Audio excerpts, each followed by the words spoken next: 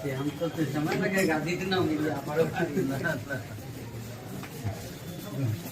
क्या करने वाले लोग पुलिस प्रशासन है इसकी थाना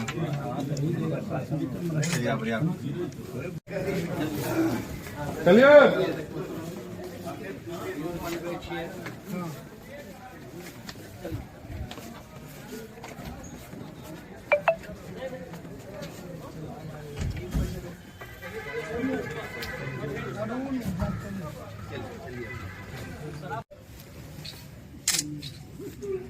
नहीं लेने के लिए आप लोग बहुत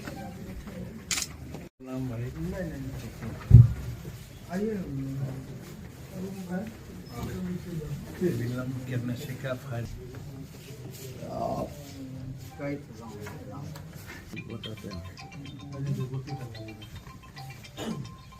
टेबुल हटवा दीजिए।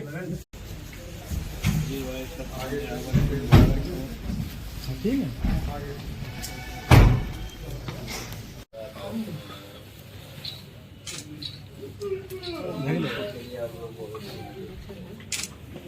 महागठबंधन में जब है तो महागठबंधन में कोई भी आदमी है तो महागठबंधन धर्म का निर्वहन करना चाहिए।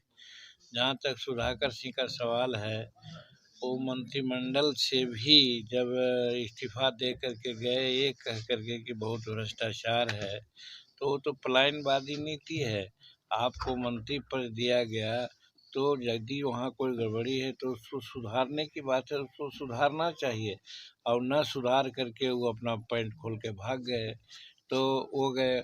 और उसके बाद फिर भागने के बाद फिर अनेक प्रकार की बातें वो बोल रहे हैं, ओछी ओछी वो कमेंट कर रहे हैं हम लोगों के लीडरशिप पर।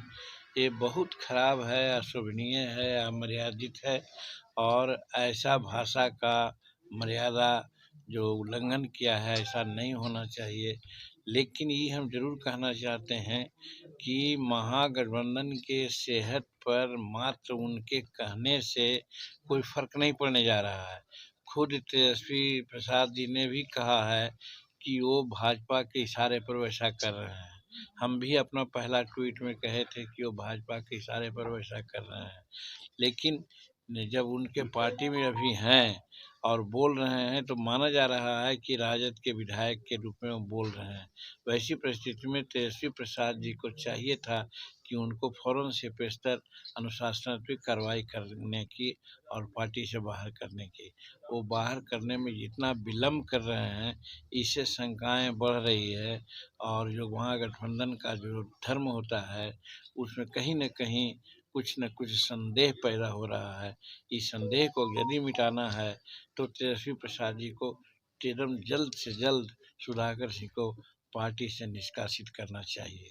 नीतीश कुमार की बात सही है कि लोग माने या न माने, नीतीश कुमार 18 वर्ष से बिहार के मुख्यमंत्री हैं और बेदाग छवि के नेता हैं और उनमें सारी काबिलियत है जो एक प्रधानमंत्री के पद के लिए होना चाहिए। अब रही बात कि अभी वर्तमान परिप्रेक्ष्य में कहाँ तक उनकी स्वीकार्यता होगी, ये देखने की बात है। लेकिन आदमी का काम है प्रयास करना और प्रयास में जैसा कि अभी नीतीश कुमार जी का कहना है और महागठबंधन के प्राय सभी लोग ऐसा सोच रहे हैं। नीतीश कुमार जी ने सोचा है कि हम देश का यात्रा करेंगे और लोगों को यानी विरोधी दल के लोगों को हम एक करने का प्रयास करेंगे। और जहाँ तक प्रधानमंत्री पद का सवाल है, उन्होंने खुद कह दिया है कि मैं प्रधानमंत्री पद का उम्मीदवार नहीं हूँ और समाधान यात्रा पर वो निकले हैं। वो उनका बड़प्पन है या कहिए वचनबद्धता है। नीतीश कुमार के बारे में हमने भी कहा है कि आम रूप में जा करके अगर देखेंगे तो वास्तविकता सामने नहीं आएगी। उनको गुप्त रूप में ग्राउंड रियलिटी की जानकारी लेनी चाहिए अपने विश्वस्त आदमियों के द्वारा, तब पता चलेगा कि वास्तविकता क्या है। तो ये तो चूंकि हम साथ हैं उनके, मतभेद हो सकते हैं, मनभेद नहीं है, लेकिन सुझाव हमने दिया है। उसी प्रकार से कांग्रेस ने भी यात्रा किया है, सुना है सीपीआई वाले लोग भी यात्रा कर रहे हैं। तो यात्रा करके जनसंपर्क करना कोई गलत बात नहीं है। कि जो शराबबंदी के नाम पर जो प्रशासन में लगे लोग चाहे सिविल प्रशासन के हों, चाहे पुलिस प्रशासन के लोग हों, ये लोग खानापूर्ति करते हैं, गरीबों को पकड़ते हैं और गरीब चूँकि पैसा नहीं देता है, जिसके कारण उनको जेल भेज देते हैं। जेल भेजने के बाद ये लोग अपना सोचते हैं, डाटा देते हैं कि हम इतना लोगों को जेल भेजा, लेकिन जो तस्कर हैं, बड़े-बड़े मस्केटियर्स हैं, वो लोग पैसा दे कर के छूट जा रहे हैं। लेकिन 10 बजे रात्रि के बाद जो सफ़ेदपोश लोग हैं, जिसमें पॉलिटिशियन भी हैं, ठेकेदार भी हैं, जुडिशियरी भी है, सिविल सेवा के लोग भी हैं, पुलिस सेवा के लोग भी हैं, अगर वो लोग भी रात में जाम लगाते हैं और अपने नहीं पुरुष और स्त्री दोनों लगाते हैं, उनके मुंह में कितने लोगों को ब्रेथनाइजर लगाया गया है। ये तो दोहरा मानदंड है कि गरीब हैं इसलिए हमारे मुंह में ब्रेथनाइजर लगाया जाता है और हमको जेल भेजा जाता है, और बड़े लोग चूँकि हैं, बड़े रसूख के आदमी हैं, उनको नहीं लगाया जाता है।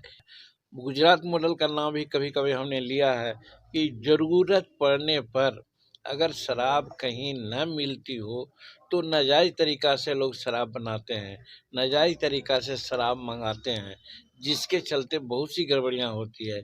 इसीलिए गुजरात में जब परमिट पर कुछ शराब दिए जाते हैं तो बहुत तरह की बात है।